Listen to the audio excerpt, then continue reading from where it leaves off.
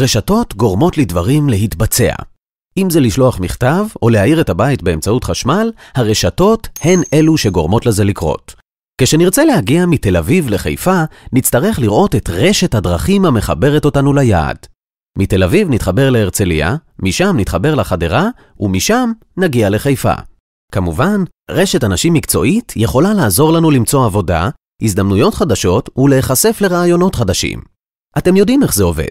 יוסי הוא חבר שלך, והוא מכיר את מאיה, ולחבר של מאיה יש הצעת עבודה בשבילך. זו היא רשת אנשים, רשת חברתית מקצועית.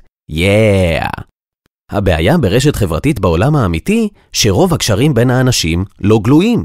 לרשת שלך יש פוטנציאל עצום, אבל זה בעל ערך רק לאנשים והקשרים שאתה יכול לראות. בוא! בעיה זאת נפתרה על ידי אתר סוגומי, רשת חברתית מקצועית. סוגומי מאפשר לך לראות קשרים שאינך יכול לראות בעולם האמיתי, וככה זה עובד. לאחר הרשמה פשוטה בסוגומי, תוכל להקים תוך מספר דקות פרופיל סוגומי מקצועי משלך.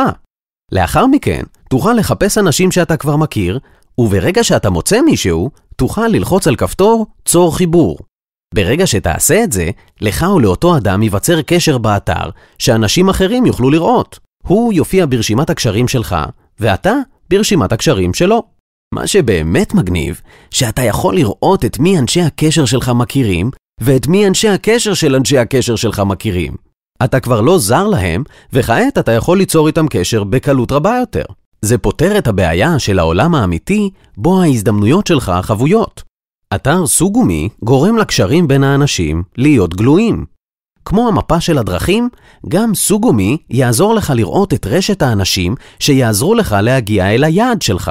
בין אם זו עבודה חדשה, או הזדמנות קריירה, או שותפות עסקית.